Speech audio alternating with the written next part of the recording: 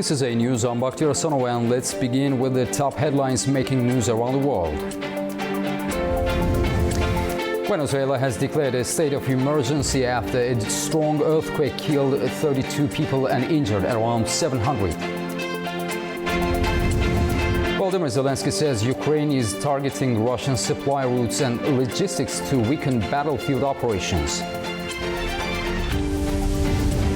And a heat wave across Western Europe, mainly affecting France, the UK and Spain, has brought record-breaking temperatures.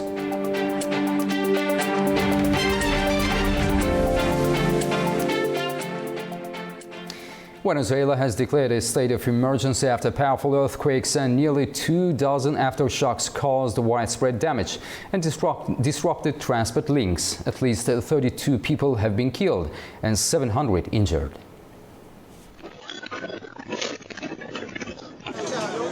Buildings collapsed in the capital, Caracas, and elsewhere, with people trapped in the rubble, appearing on state television alongside senior officials. Venezuela's interim president, Delcy Rodriguez, offered condolences to the families of those killed. We want to report that today, at around 6 p.m., 2 consecutive earthquakes occurred, the first measuring 7.2 and then one measuring 7.5. As of now, 20 aftershocks have already been recorded. This is an event with serious consequences that today has particularly affected several states. The capital city, Caracas, saw buildings collapse in different parishes. Miranda State and La Guaira State have also been severely affected. Aragua, Carabobo and Falcon states have also seen impacts. The first message to our people is to remain united in order to save lives. At this moment of great sensitivity for our population and for those who unfortunately have suffered the loss of a family member, we extend our immediate condolences. Likewise, we want to ask for the utmost cooperation from the population. Homes that have suffered serious structural damage must be evacuated. At this moment, the civil protection system and the national emergency system are deployed. Leaders from countries including El Salvador, the Dominican Republic, Brazil, Spain and China offered support and sympathy, while the United States said it was in contact with Venezuelan authorities and was mobilizing assistance. President Donald Trump said on Truth Social that early reports from Venezuela were not good and described the earthquakes as devastating. The US Embassy in Caracas said it was closely monitoring the aftermath of the quake and urged citizens to seek secure shelter. Simon Bolivar Airport near Caracas has been closed because of damage. Venezuela's oil infrastructure does not appear to have been affected, with no damage reported at the El Palito refinery or around the Lake Maracaibo oil hub. Authorities are still assessing the full extent of the damage across the country. There has been a major legislative turnaround in Washington as the U.S. Senate votes to block a war powers resolution that calls an end to the Iran war. The late-night vote marks a crucial political victory for President Donald Trump, who is currently seeking tens of billions of dollars from Congress to fund the conflict. President Donald Trump has used an Oval Office briefing to slam lawmakers late on Wednesday after the Senate advanced a resolution demanding an end to the Iran war. Trump warned that the political division sent a dangerous signal to Tehran.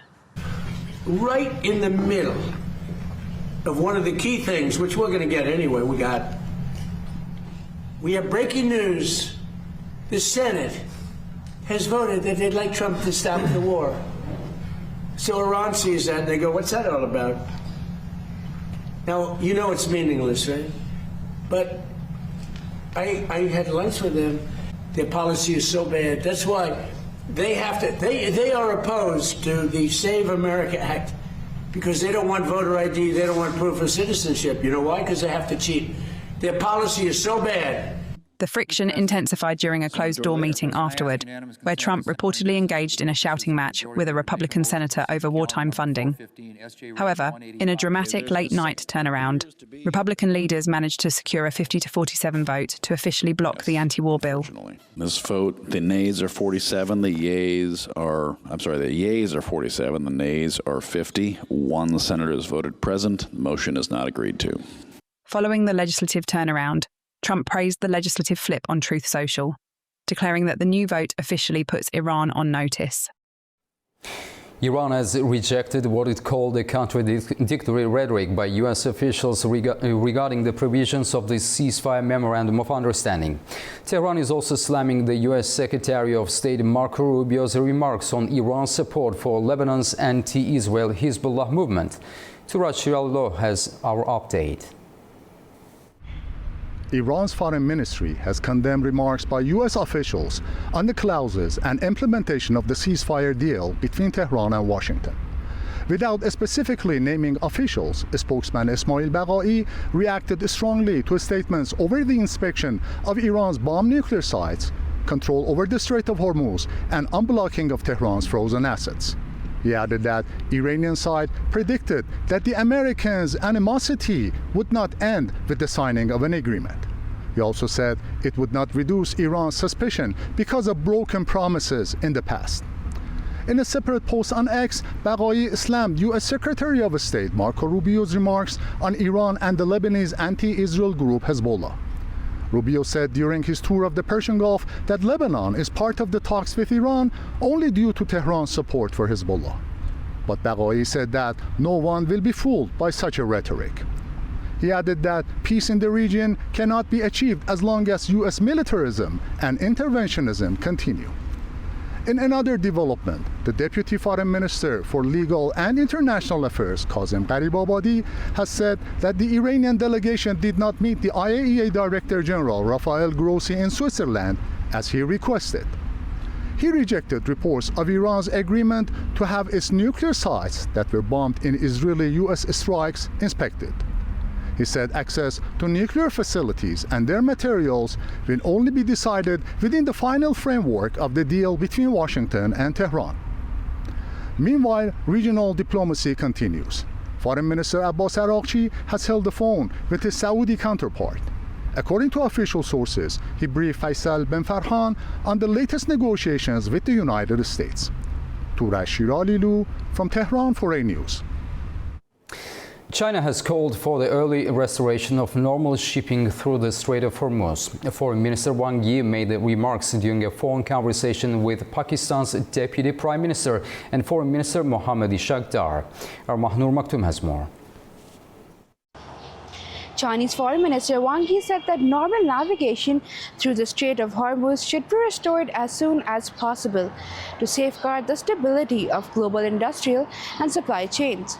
He made the remarks during a phone call with Pakistani officials on Wednesday. Wang stressed the strategic importance of keeping key maritime routes open and stable, particularly in energy-linked corridors that are vital to global trade. The Strait of Hormuz remains one of the world's most critical shipping choke points, with disruptions there often having immediate implications for global oil and logistics flows. The discussion shows ongoing coordination between Beijing and Islamabad on regional stability and maritime security. China has consistently advocated for the protection of international shipping lanes and de-escalation of tensions in sensitive geopolitical regions.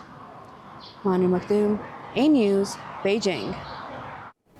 Tensions between Washington and NATO have peaked ahead of July's pivotal Ankara summit.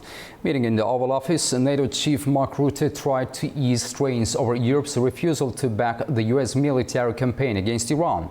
But while Rutte defended Europe's strategic value, President Donald Trump openly questioned the alliance's loyalty and repeated defense funding grievances. I would argue it would have been very difficult to do Iran without having Europe as a power projection platform for the United States. Delivered again, he's right. There is also reason for disappointment. It is a mixed bag. Well, the big question is, are they paying the 5%? They agreed 6 months ago when we were together to pay 5%. And for the most part, they're not paying. I just want their loyalty. We don't need their money. We don't need anything. We have the most powerful military in the world by far. But I just want loyalty. You know, we're so loyal to them. We're always fighting for them. A United Nations Commission has released new findings on the treatment of Palestinian children since the start of the Gaza war. Investigators highlight one incident in the West Bank that illustrates broader concerns outlined in the report. A 14-year-old Palestinian boy was shot by Israeli soldiers as he left his home in the West Bank. He then bled to death, without help, for around 45 minutes as troops stood nearby. This incident is part of an inquiry led by a United Nations commission. The investigation states there was no active fighting in the area at the time, and that Israeli forces prevented the boy's mother from reaching him by opening fire as she tried to come to his aid. Soldiers then withheld his body from the family. He was shot by an Israeli military patrol as he was leaving his house. The patrol had been in the area, but at the time there had been no fighting taking place. He was shot, badly injured, and was lying on the ground. He was surrounded by a company of Israeli soldiers who were chatting and probably some of them smoking over a period of 45 minutes while this 14-year-old boy bled to death. The case is detailed in a new report by the UN Independent International Commission of Inquiry on the occupied Palestinian territory, including East Jerusalem and Israel. It examined alleged violations against Palestinian children since the start of the war between Israel and Hamas in October 2023. According to the commission, Israeli soldiers later placed a stone near the boy's body in an apparent attempt to portray him as having thrown rocks at the patrol. The report concludes that Israeli authorities violated international legal protections for Palestinian children and says those responsible should be held accountable.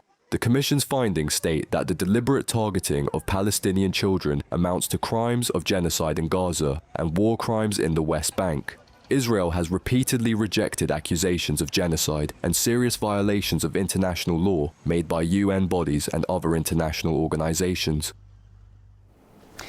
U.S. Secretary of State Marco Rubio has visited the United Arab Emirates on his tour of the Gulf. Talks in Kuwait are still underway. Then he's expected to travel to Bahrain. In Abu Dhabi, he met senior Emirati leaders, including President Sheikh Mohammed bin Zayed Al Nahyan.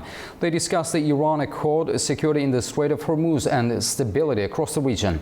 In Kuwait, ongoing talks are centered on similar concerns. Rubio vowed that the United States will not do anything to hurt the security of Gulf allies when it comes to Washington's dealings with Iran. We want them to know, and we want to reiterate and begin to talk to them and engage them on conversations about every decision that's made with regards to this negotiation. We're not going to do anything that undermines the security of our allies, our long-standing allies in the region. Israeli Defense Minister Israel Katz has declared that Israeli troops will remain in southern Lebanon despite ongoing U.S.-backed efforts to reduce tensions across the region. The dispute comes as Washington and Tehran begin a 60-day negotiation process on the new memorandum aimed at ending military operations across multiple fronts, including Lebanon. Meanwhile, clashes between Israel and Hezbollah continue, threatening to undermine fragile diplomatic momentum. At the same time, Iran has warned against a new shipping route through the Strait of Hormuz, while U.S. Secretary of State Marco Rubio is touring the Gulf to reassure regional allies about their security concerns. To discuss the strategic, military and diplomatic implications, we're joined by Maurice Hirsch, legal and security expert at the Jerusalem Center for Security and Foreign Affairs, speaking to us from Jerusalem. Mr. Hirsch, thank you for making time to join us on the program. Good afternoon. Thank you for having me. Mr. Hirsch, Israel has made it clear that it will not withdraw from southern Lebanon for now. What are the core security considerations behind this position?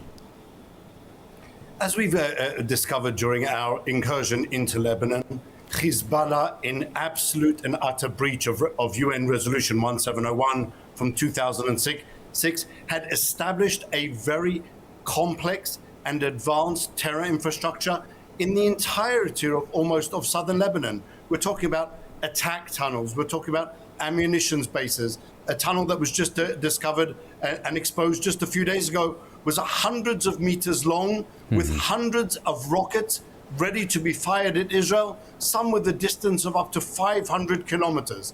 This is what Israel is realizing and experiencing within southern Lebanon. This is the danger which was posed by those Hezbollah terrorist forces in southern Lebanon in breach of Resolution 1701 from 2006, as I said. In addition, Hezbollah had also dug tunnels that crossed the border into Israel. They were preparing for an October 7 massacre just from the north. That is the complex security situation that we're seeing. They were using those forward bases to constantly target and terrorize Israel's civilian population on our northern border. And that's something, obviously, which a sovereign country cannot tolerate or accept. Mr. Hirsch, do you see Israel's military presence as a temporary security measure or the beginning of a longer-term policy shift?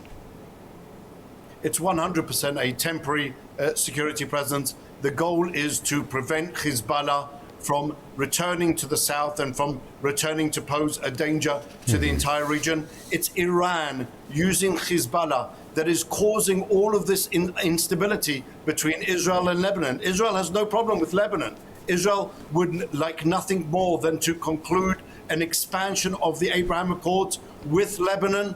That is Israel's national security interest. Unfortunately, Iran is using Hezbollah to constantly undermine the Lebanese people, to undermine Lebanon and attack Israel. And that's something, obviously, which we need to see pushed back and defended against. But the presence there is temporary in order to push back on that danger posed, and nothing more than that. The US-Iran memorandum reportedly calls for an end to military operations across the region, including Lebanon. Is Israel under any obligation to align with that framework? Well, obviously, as part of a wider agreement that's being possibly reached for the entire Middle East, when Israel is no longer under attack, when we see no more perceived danger coming from Lebanon, then obviously have less of aggressive measures in Lebanon against Hezbollah, because Hezbollah has stopped or has received the instruction from Tehran to stop attacking Israel. And possibly we would see also the empowerment of the Lebanese government to work against Iran, to work against the IRGC that's undermining Lebanon, and to work against Hezbollah that isn't serving the best interests of the Lebanese people. Maurice Hirsch, thank you very much for joining us from Jerusalem. We appreciate your time and insights on this important and rapidly evolving situation. Thanks a lot. Thank you very much for having me. Thank you. A fresh wave of drone and airstrikes has targeted energy infrastructure and civilian areas across the Ukraine conflict zone. While Kiev claims its long-range attacks are disrupting Russian logistics and causing fuel shortages, deadly strikes on residential sectors in both Russian-held Horlivka and Ukraine's Zaporizhzhia have pushed the civilian death toll higher. A drone attack has triggered a major fire at the Poltavskaya oil depot in Russia's Krasnodar region. Local officials report the blaze was caused by falling drone debris as Kiev steps up strikes on Russian energy infrastructure. The attack follows a broader warning from Ukraine's president regarding the reach of their long-range campaign. Our pressure campaign is being felt painfully by the Russian leadership. We are reaching military production facilities and gas infrastructure more than 1,200 kilometers from the front line. Fuel shortages already exist in more than 60 Russian regions. The Ukrainian president also claimed that Moscow is relocating air defense systems from other regions to reinforce security around the capital. The Russian leadership is now concentrating more air defense systems around Moscow and Putin's bridge across the Kerch Strait by stripping air defenses from other regions. They are protecting their power. Commenting on the escalation, US President Donald Trump described the Ukrainian leader as courageous, while noting the growing casualties on both sides. No matter how you look at it, he's doing pretty well. He's holding his own, at least. A lot of people dying on both sides. But I think he's doing pretty well. Look, you have to say he's courageous. He's got great equipment, but he's got great men. He's got fighters. The impact on civilian areas continues to rise. In Russian-held Horlivka, local emergency services reported that an overnight drone strike caused an apartment building to collapse, killing 3 people. The drone flew around at 1:15 a.m. and then it hit the 7th entrance. Lately, they have been flying both at day and at night. They even peek in the windows. Simultaneously, Russian airstrikes pound Ukraine's Zaporizhia and Poltava regions. Residential areas, gas production facilities and fuel stations are hit, leaving at least 1 civilian dead and 11 injured, including children. We'll continue with the main stories of the day after a short break. Stay tuned.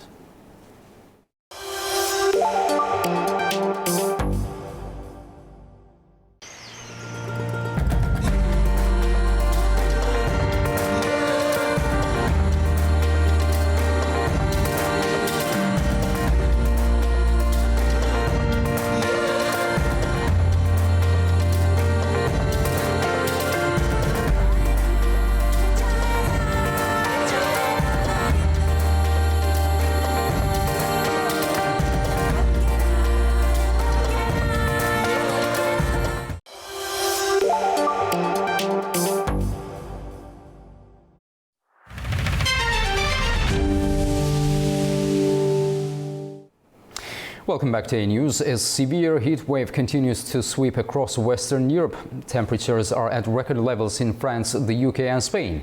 France is among the worst affected, with power cuts and widespread disruption to agriculture and public services. France is grappling with a severe heat wave that has triggered widespread disruption, including power cuts affecting thousands of homes in northern regions. Authorities said the outages, reported on Wednesday, were linked to a transformer incident caused by extreme heat, forcing emergency generators into use at healthcare facilities and care homes as temperatures surged. The country also recorded its hottest national average temperature on record during the ongoing heat wave, with meteorologists confirming that on the same day the 24-hour average reached 30 degrees Celsius, surpassing the previous record set just a day earlier. Paris also registered a new June temperature high, underlining the intensity of the conditions. Agriculture has been heavily affected, particularly in western France, where poultry farms have reported major losses during the week, with hundreds of thousands of birds dying due to overheating in poorly ventilated barns. Well, right now we're facing extreme heat. Naturally, our animals are dealing with the same thing we are. They suffer immensely from the heat. So we're seeing abnormally high mortality rates due to heat-related suffocation.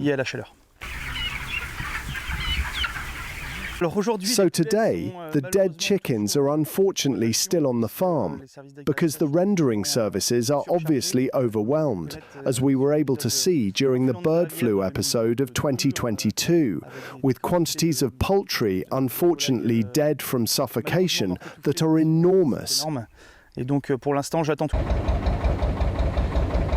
The impact has now spread beyond France, as the extreme weather is being driven by a persistent omega block pattern that has dominated Western Europe through June. The system traps hot air over large areas of the continent and prevents cooler air from moving in, pushing temperatures up to 18 degrees Celsius above seasonal norms and extending the duration of the heat wave. Record-breaking temperatures are now affecting the United Kingdom, Italy, Spain, the Netherlands and Belgium, disrupting transport networks, forcing the closure of schools and major tourist sites, and prompting health services across the region to issue high-level heat alerts. Scientists and the World Meteorological Organization warn that Europe is warming at more than twice the global average, increasing the frequency and severity of prolonged heat events. The current situation has been compared with the August 2003 heatwave, which caused tens of thousands of excess deaths across the continent. As conditions persist into late June 2026, governments across Europe remain on emergency footing, while meteorologists caution that the omega block pattern may continue to keep temperatures elevated for several more days. The White House is asking Congress for more than $1.4 billion to bolster the response to the widening Ebola outbreak. The emergency request includes humanitarian aid and disease surveillance. The funding package includes $800 million for humanitarian efforts, including a quarantine center in Kenya for Americans exposed to Ebola, medical supplies, treatment and contact tracing. Another $500 million will go to global health efforts to prevent the virus from reaching the United States. The World Health Organization says that despite progress in scaling up the response, the outbreak is continuing to outpace response efforts.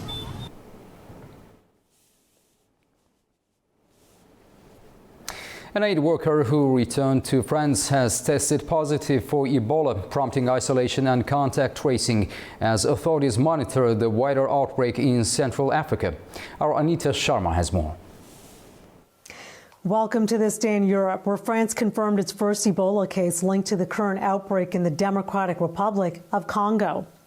The patient is a doctor from Alima, an NGO that provides health care for vulnerable communities. The doctor recently returned from a humanitarian mission in Congo, and French health authorities say the patient is in isolation while contact tracing is underway.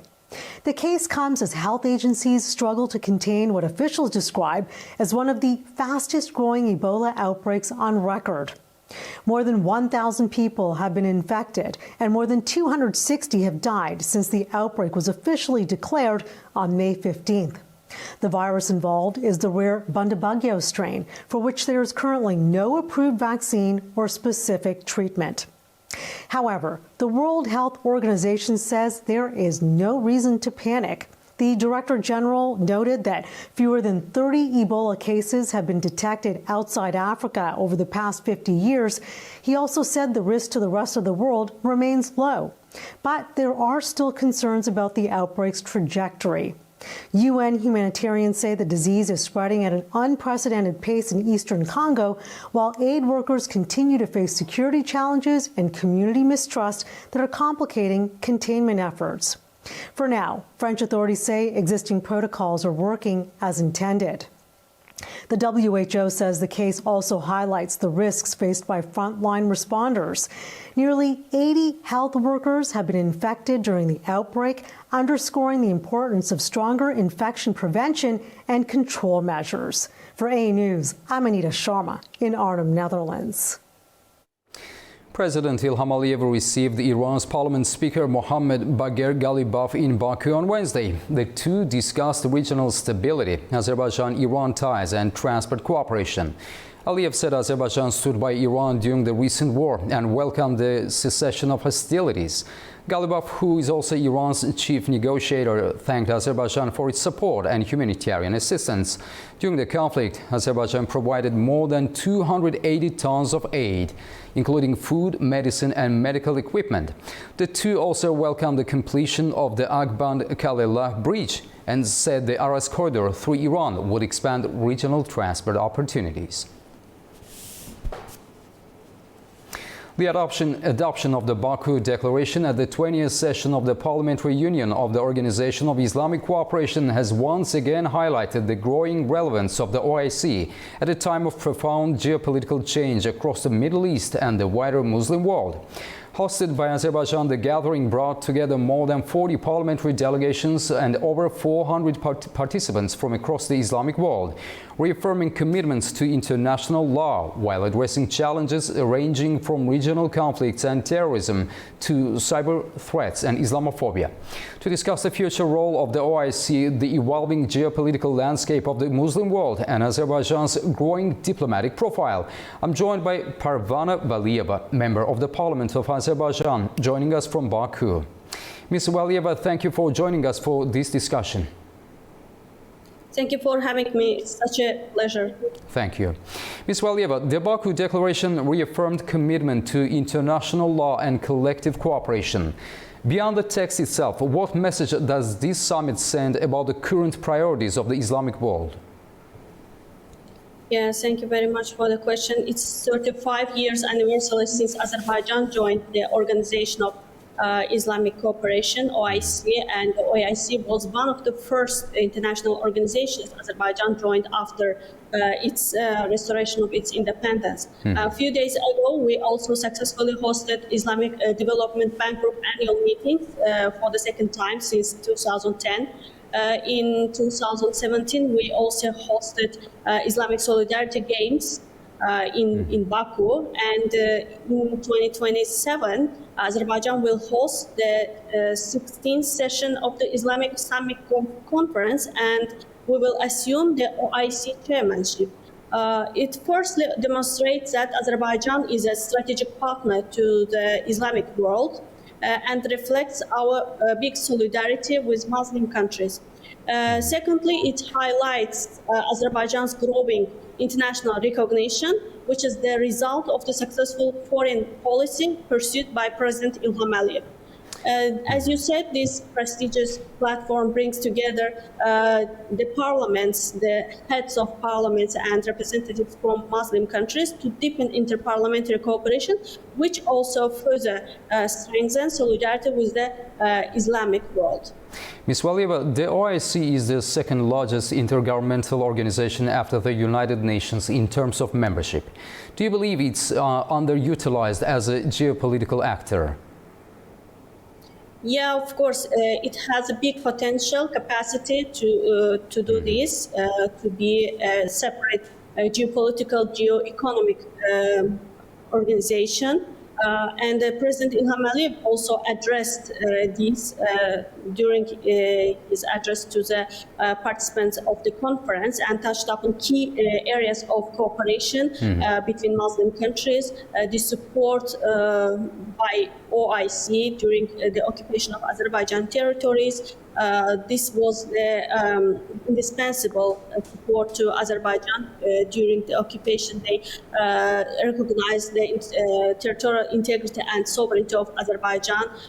During the Second Karabakh War, they supported us, especially the OIC contact group on Armenian aggression against Azerbaijan was a fundamental support, as well as the ISESCO and the OIC, Independent Permanent Human Rights Commission, witnessed the acts of vandalism in the liberated territories, and they supported us politically, and I think this is the clear manifestation, clear demonstration of the solidarity between Muslim countries and the Muslim countries' support to Azerbaijan.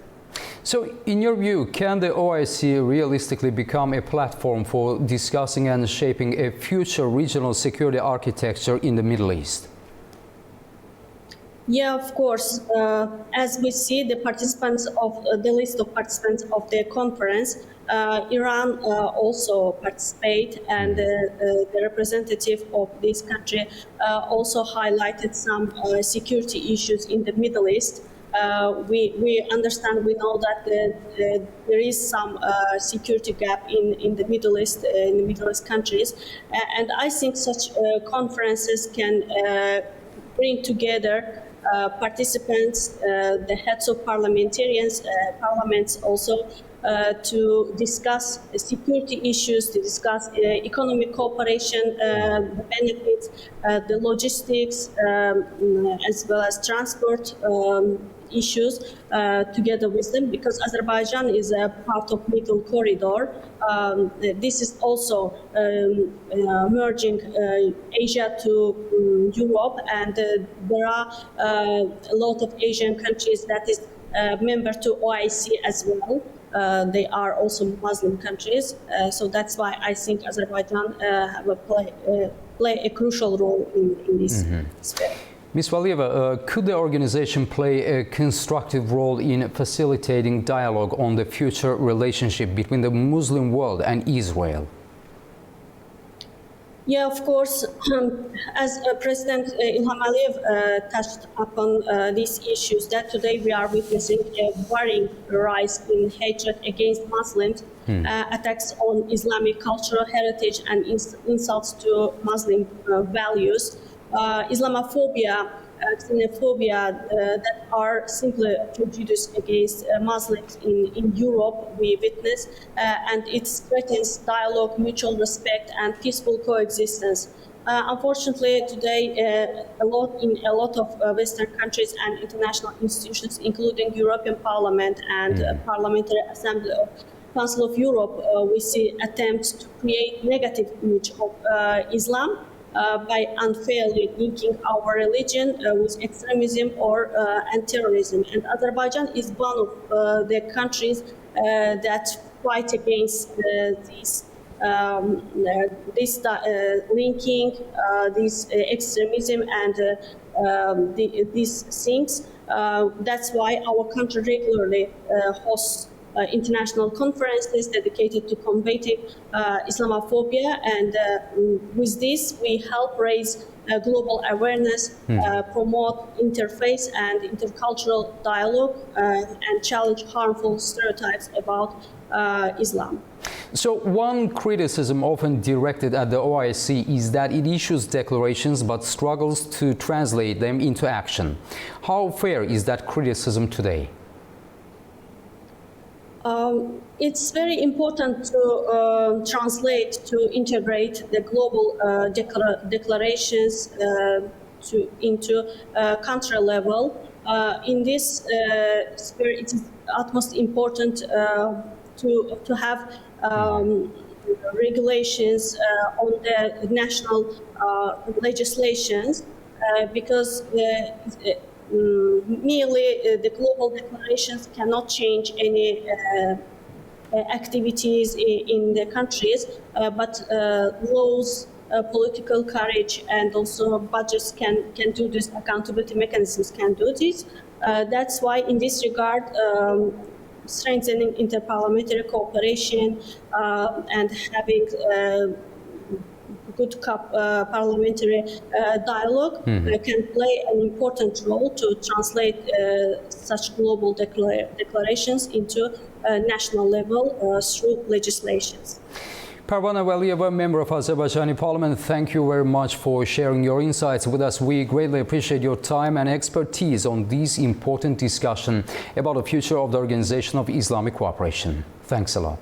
Thank you. Thank you for having me.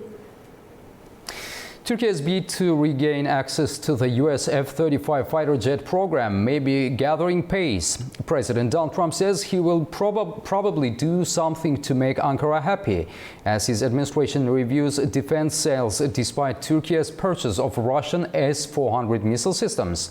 The comments come amid reports Washington is preparing to approve jet engine sales for Turkey's indigenous Khan fighter program, signaling a possible thaw in ties with a key NATO ally. But Erdogan is a strong man, but he's been everything I've ever asked him for, he's done. Look, he's a member of NATO. Some people don't consider himself, but he really is. He's a strong member of NATO. Yeah, I'm going to probably do something that's going to make him very happy. A conference on the right of return and self-determination was held at the Capitol Hill on Wednesday amid efforts to secure a lasting peace settlement between Armenia and Azerbaijan. Our correspondent Adam Morrow reports from Washington, D.C. A conference organized by the Baku Initiative Group was held Wednesday inside the Russell Senate Office building, just steps away from the U.S. Capitol. The event, entitled Right of Return and Self-Determination, brought together legal experts, academics, activists, and community representatives to discuss displacement, refugee rights, and self-determination. The conference included panel discussions and presentations related to refugee rights, reconciliation efforts, and the broader Armenia-Azerbaijan peace process. A central focus of the event was the right of return for Azerbaijanis displaced from what Baku refers to as Western Azerbaijan, a term used in Azerbaijan to describe areas within present-day Armenia. We're also here talking about the rights of return for refugees and displaced people that do have a right to their homelands and are able to have access to those places in a safe manner. It's not about the special support for Western Azerbaijanis. It's a right to the return. And the right to the return, it is a recognized right of Western Azerbaijanis, which included in the international law and international norms and principles. The conference comes at a time when Azerbaijan and Armenia are engaged in talks aimed at normalizing relations.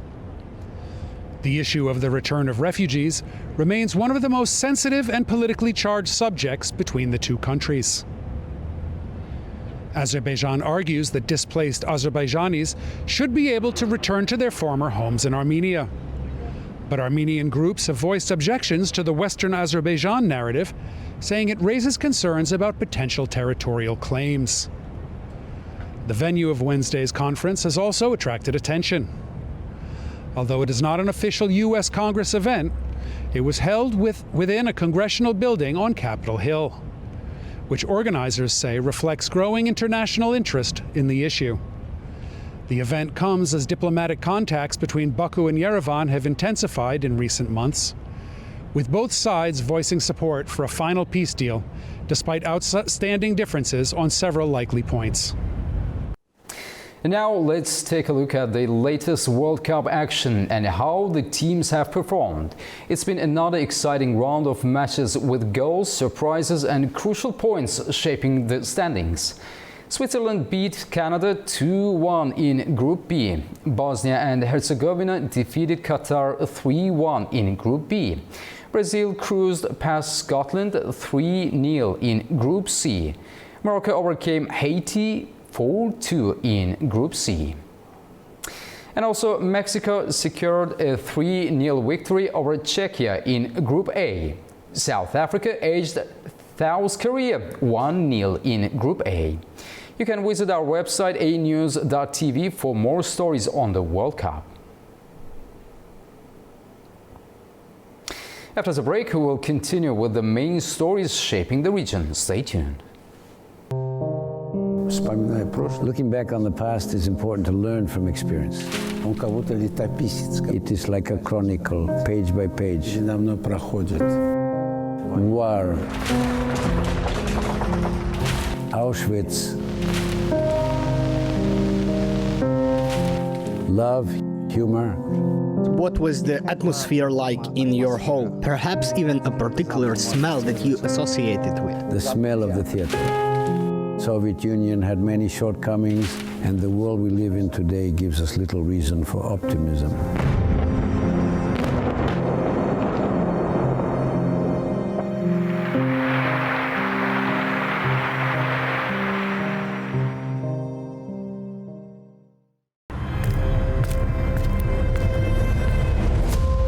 Manuel González, Bautista Juan, Francisco Fernández.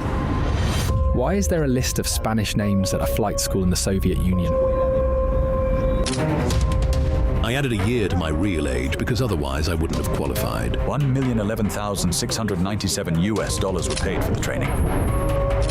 So they gave them Russian names and nobody would know anything. They turned them into fighter pilots in 6 months. Flying, classes and non-stop. There were about 20 fatal accidents. That's nothing for 850 kids who knew nothing about aviation. Any enemies? There were 40 of them. I didn't see a single one. They wore headsets connected by rubber tubes. In an unknown language. It was made entirely of wood and fabric. It doesn't have any brakes either. The I-16 was like a doll. We flew at 6,000 meters without oxygen. Push the stick forward. Truly scared. Some pilots would lose consciousness and fall. In this way, the Republic held out for not 1, but 3 years. Then the school was closed. If you return to Spain, Franco will execute you. Stalin approached him and asked, are you Georgian? No, I'm Spanish.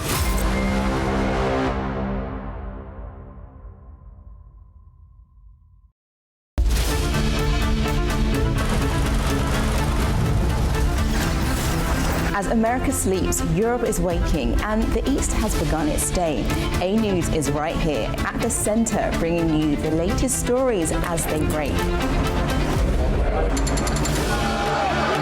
I'm Nadia Jani, here with you each weekday morning to share latest world news and the stories shaping our region.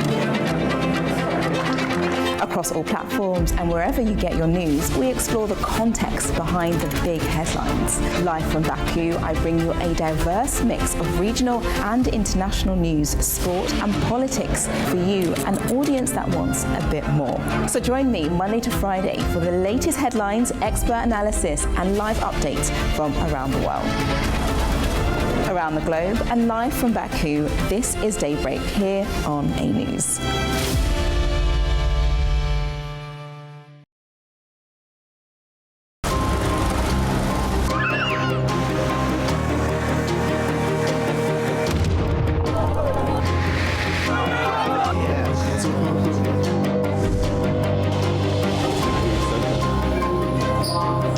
And welcome to Primetime. What a show we've got lined up for you today.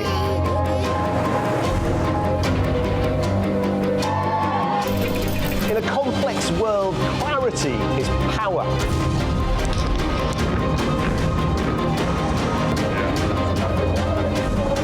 Two hours live, diplomacy dissected in a spin-free environment.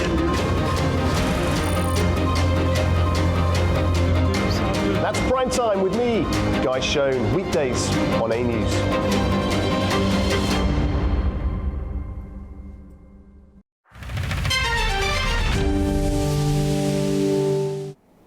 Welcome back, and we now shift our focus to the region. Afghanistan has been ranked at the bottom of a list tracking global children's rights, compiled by the Dutch foundation Kids' Rights. It raises fresh concerns of the education, health, protection and overall environment for children there. Our correspondent Tamim Bahiz has the details from Kabul. The Kids' Rights Index measures children's rights across key areas, including the right to life, health, education, protection, and whether children are growing up in an environment that supports their rights. The annual list is compiled by Foundation Kids' Rights, based in the Netherlands. This year, Afghanistan ranks at the bottom, which means areas that measure the quality of a child's life have come under severe pressure. This is not the first time Afghanistan has appeared at the end of an international ranking like this. UNICEF has also warned that Afghanistan remains one of the world's toughest places to be a child. In its 2026 report, the UN Children's Agency estimates that more than 11 million children in Afghanistan need humanitarian assistance. Families continue to face poverty, limited access to health services, malnutrition, displacement, climate shocks, and restrictions on education. The situation is particularly severe for girls who remain barred from secondary and higher education. UNICEF warns the restrictions could also reduce the number of female teachers and health workers in the coming years. That matters because many Afghan women and children depend on female teachers and health workers. Any decline in their numbers could further limit access to education and health care. The latest Kids' Rights report is just the latest evidence in what humanitarian agencies say reflects a much wider crisis, one affecting millions of Afghan children every day. Tamim Bahis in Kabul, A News. Two settlements that were previously part of Uzbekistan have officially become part of Kyrgyzstan. It follows the completion of a border demarcation procedure between the two countries. Authorities in Kyrgyzstan say the village of Chongara and Tashtabo, formerly located in Uzbekistan's Fergana region, have officially come under Kyrgyz jurisdiction. According to Kyrgyz presidential spokesperson Askat Alagazov, around 2,500 residents live in the two settlements. Registration procedures will now be carried out before residents receive Kyrgyz citizenship. The transfer is part of the ongoing demarcation of the Kyrgyz-Uzbek state border, a protest aimed at resolving long-standing territorial issues between the neighboring countries. The border issue dates back to the breakup of the Soviet Union in 1991, when many Central Asian borders remained undefined. Recent agreements between Tashkent and Bishkek have helped resolve most outstanding disputes and improve cross-border cooperation. In exchange for the settlements, Kyrgyzstan transferred land plots of equal size to Uzbekistan in the border area. Officials also announced a separate exchange of about 2.3 square kilometers of land to facilitate the construction of a road linking the village of Sai and Tayan. The project is expected to significantly improve transport links in Balkan region, reducing travel distances from around 225 kilometers to 55 kilometers. Kyrgyz authorities described the agreement as a practical step toward improving connectivity and strengthening cross-border cooperation between the two countries. It is Sivil Rajab reporting from Tashkent, Uzbekistan, A News. Kazakhstan is strengthening its ties with Europe at a time when Brussels is looking to secure sources of critical minerals, energy and transport routes. President Kassym-Jomart Tokayev's visit to Brussels has put that partnership firmly back in focus. Fariza Kalimurzuna filed this earlier. Deals valued at $12 billion have been signed during a visit to Brussels by Kazakh President Kassym-Jomart Tokayev. A major focus of his talks with the European leaders was critical raw materials. Tokayev said Kazakhstan is ready to become a reliable partner for Europe in the supply of strategic minerals, and the country can provide 21 of the 34 raw materials on the European Union's list of critical resources. To strengthen that partnership, Kazakhstan is proposing a number of agreements aimed at securing long-term demand for raw materials while supporting industries that process them domestically.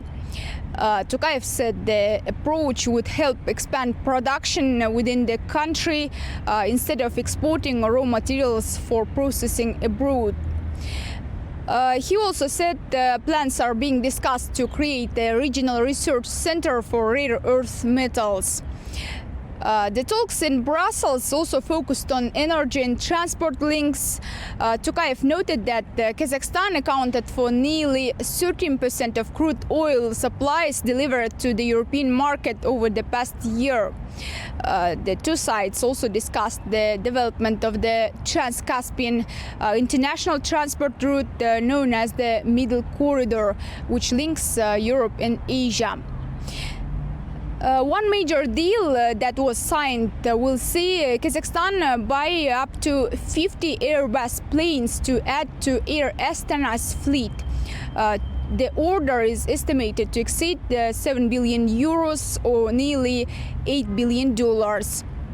Highlighting Kazakhstan's importance to Europe, European Commission President Ursula von der Leyen said trade has more than doubled over the past decade.